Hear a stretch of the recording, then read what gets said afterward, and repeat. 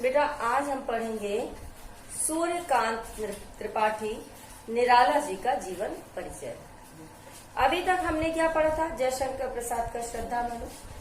अब हम निराला जी का जीवन परिचय पढ़ेंगे। तो बेटा सबसे पहले हम जन्म मृत्यु लिखते हैं। तो सूर्यकांत त्रिपाठी निराला जी का जन्म 1899 ईस्वी में बंगाल के महिषादल नामक राज्य के मेदिनीपुर नामक स्थान में हुआ था। तो इनके पिता जो थे पंडित राम सहाय त्रिपाठी उत्तर प्रदेश के बैसवाड़ा जिला के क्षेत्र उन्नाव में रहते थे। गढ़कोला नामक ग्राम के निवासी थे। इनके माता पिता की असामयिक मृत्यु हो गई थी। इनकी पत्नी भी अतिशीघ्र खत्म हो गई थी। इनकी बेटी भी समय से पहले ही मृत्यु को प्राप्त हो गई थी।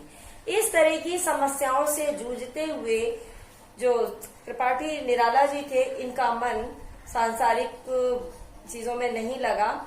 ये प्रकृति के प्रति ज्यादा उन्मुख हो गए और इनकी जो विरक्ति थी उसने इनको कविताएं लिखने के लिए प्रेरित किया। इनकी बेटी सरोज की मृत्यु हो गई, इसलिए सरोज स्मृत नामक इन्होंने कविता लिखी। कबीर का फक्कड़पन एवं निर्भीकता इनमें थी। सूफियों का जैसा सादापन था इनमें। सूर तुलसी की प्रतिभा थी और प्रसाद का सौंदर्य चेतना था। ये सभी का मिला जुला रूप निराला जी के व्यक्तित्व में पाया जाता है। समन्वय का संपादन भार इन्होंने संभाला। इसके बाद इन्होंने मतवाला का संपादन किया। उस संपादक मंडल में शामिल हुए। लखनऊ से गंगा पुस्तक माला इन्होंने प्रकाशित की। सुधा पत्रिका के लिए संपादकीय भी लिखा आपने। उसके बाद इनकी आर्थिक स्थिति दिन पर दिन विषम होती चली गई और इस विपन्नता की स्थिति को भोगते हुए 1961 ईस्वी में आपकी मृत्यु हो गई। इनकी जो साहित्यिक गतिविधियां थी या साहित्यिक योगदान थे, छायावाद के प्रमुख स्तंभों में से सूर्यकांत त्रिपाठी निराला जी का की उपन्यास, कहानी, आलोचना विधा, निबंध आदि रचनाएं सभी क्षेत्रों में इनकी रचनाएं प्राप्त होती हैं। तथापि ये कवि के रूप में अत्यधिक विख्यात हुए। इनको प्रकृति का कवि भी कहा जाता है। इनकी जो कृतियां हैं, काव्य ग्रंथ अनामिका, परिमल, गीतिका, अड़िमा, नए पत्ते, आराधना मुख्य है। इसके बाद इनकी जो लंबी कविताएं हैं वो है तुलसीदास, राम की शक्ति पूजा और सरोज स्मृति आदि। गद्य रचनाएं हैं चतुरी चमार, बिल्लेसुर बकरिया, प्रभावती, निरुपमा आदि। इनके जो काव्यगत विशेषताएं हैं, भाव पक्ष, ये मानवतावादी कवि थे। मानव के प्रति जो सहानुभूति थी उसको ये मुख्य लेकर के हमेशा मानव कल्याण की बात को कहानियों में लिखते थे। रस योजना में इन्होंने श्रृंगार, रौद्र, वीर, करुण आदि सुंदर रसों का प्रयोग किया है। और प्रकृति के कवि कहे जाने के कारण क्यों कारण था? क्योंकि ये प्रकृति से बहुत अधिक प्रेम रखते थे। दिवसावसान का समय मेघमय आसमान से उतर रही है वह संध्या सुंदरी परी सी, धीरे धीरे धीरे।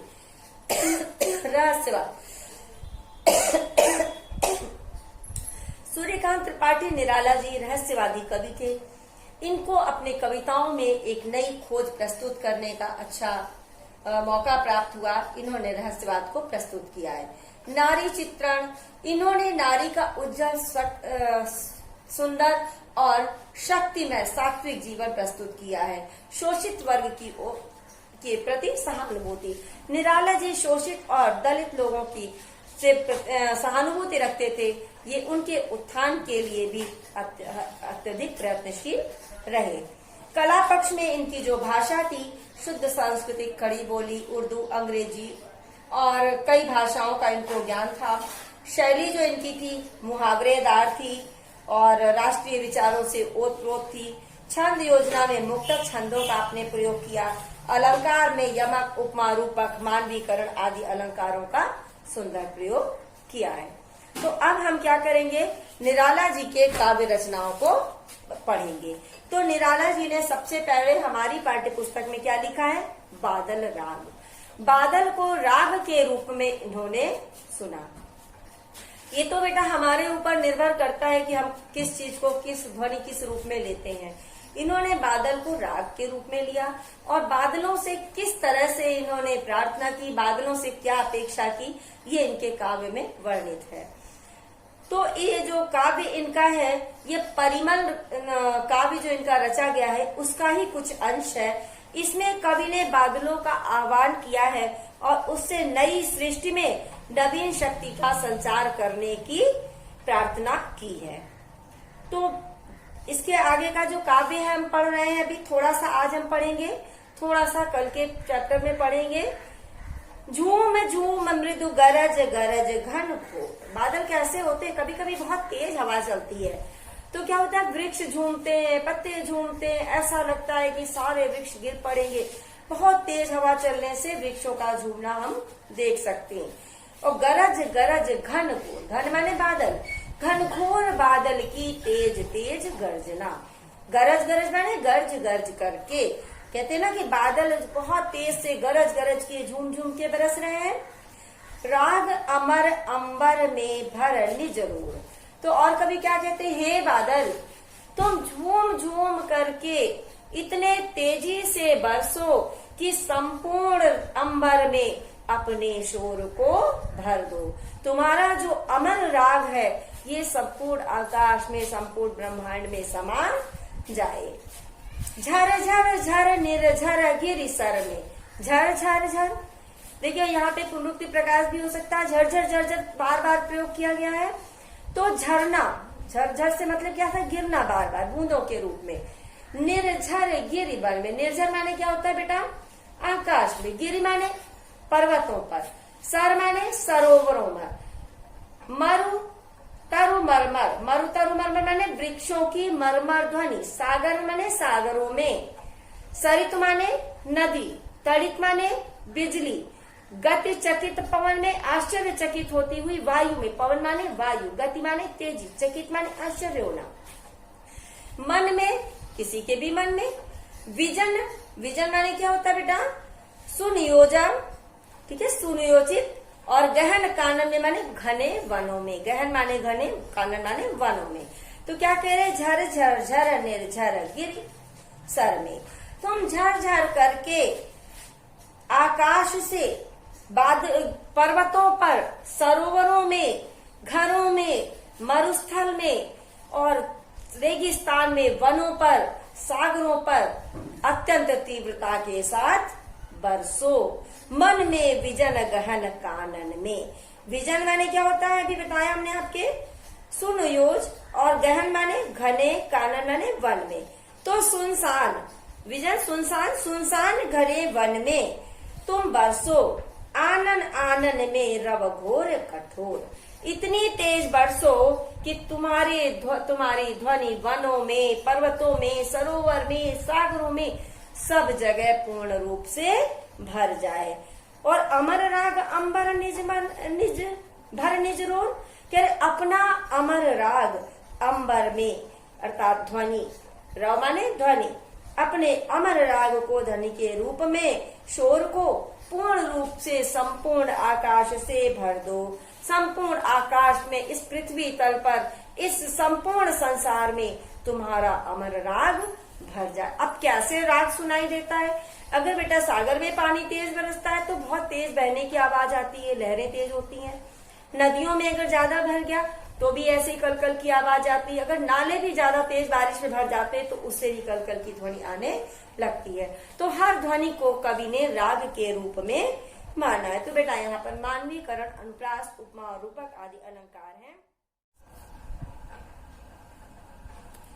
आगे कवि कह रहा है, अरे वर्ष के हर्ष बरस तू बरस बरस रस धार, पार ले चल तू मुझको बहा दिखा मुझको भी निज, गर्जन वैभव भैरव संसार, उथल पुथल कर हृदय मचा हलचल चल रे चल, मेरे पागल बादल धसता दल दल हंसता है नद खल खल। देखो कवि क्या कह रहा है, अरे वर्ष के हर्ष। कहने का अर्थ क्या बेटा कि जब बारिश होती है तो किसान बहुत प्रसन्न हो जाता है, खेतों में अन्न उत्पन्न होने लगता है, जिससे क्या होता है, संपूर्ण संसार हमारा धन धान्य से परिपूर्ण हो जाता है। आपके पास कितना भी धन हो, लेकिन खेत में अगर अनाज उत्पन्न होना बंद हो जाए तो उस धन से आप अनाज नहीं बना पाओगे। इसलिए किसान प्रसन्न होता है और सब जगह जो है प्रसन्नता भर जाती है। तो क्या कह रहे हैं, हे बादल तुम बरसते हो तो खेत और खलिहान लहलहाने लगते हैं, जिससे क्या होता है, संपूर्ण संसार वर्ष भर आनंदित रहता है, वर्ष भर प्रसन्न रहता है। अब क्या कह रहे हैं आगे, पार ले चल मुझको। अब क्या, तू बरस बरस रस धार, तू अमृत रस की धार के साथ बरसते रहो, बहुत बरसो, खूब बरसो, और अपनी वर्षा के साथ मुझको भी बहा ले चलो। अब यहाँ पे क्या समझ में आएगा, कवि की इच्छा है कि स्वयं बादलों के समान आकाश में उमड़कर विश्व में भ्रमण करता रहे, विश्व का अवलोकन करता रहे। तो क्या कह रहा है, पार ले चल मुझको, मुझको भी तू उस पार ले चल, जहाँ तेरा गर्जन भरा संसार है वहां मुझको ले चल, वहां दिखा मुझको भी निज गर्जन भैरव संसार। तुम अपना भैरव के समान गर्जन करने वाला भयानक संसार है वो मुझको भी दिखा दो। उथल पुथल कर हृदय मचा हलचल, कह रहे जब तुम बरसते हो तो लोगों के मन में हलचल होने लगती है, प्रसन्नता उत्पन्न होने लगती है और सभी के मन में चलने लगते हैं। तो कह रहा चल मेरे पागल बादल, हे मेरे मतवाले बादल, चलो और झूम झूम करके बरसो, ताकि तुम्हारे साथ सभी प्रसन्न हो जाएं। धसता है दलदल, हंसता है नद खल खल, कह रहा तुम्हारे बरसने से, हे बादल तुम्हारे बरसने से दलदल धस जाते हैं। दलदल माने क्या होता है, जो कीचड़ है वो धसने लगते, नीचे को बैठने लगते। और क्या कह रहे हैं, नद खल खल, और नदियां खल खल खल खल की आवाज करके बहने लगती हैं। बहता कहता कुल कुल कल कल, और जो पक्षियों का समूह वो भी कलरव करने लगता है और सब जगह पानी के बहने का कल कल का शब्द उत्पन्न होने लगता है। पानी के बहाव से सुंदर संगीत उत्पन्न होने लगता है। देख देख नाचता हृदय, और ऐसे बादलों को देखकर, ऐसी वर्षा ऋतु को देखकर, इतना पानी देखकर हमारा हृदय नाचने लगता है, था प्रसन्न होने लगता है। बहने को महाविकल बेकल, और वो क्या चाहता है कि हम भी, व्याकुलता है उसके अंदर उत्पन्न होने लगती कि हम भी इसी जल की वर्षा की तरह अपने आप को बहा ले चले, अर्थात हम भी इसी तरह गतिमान हो जाएं। इस मरोर से, इसी शोर से, सघन घोर गुरु गहन रोर से, क्या उनके मन में इस मरोर से, इसी प्रकार से झूम करके, इसी प्रकार से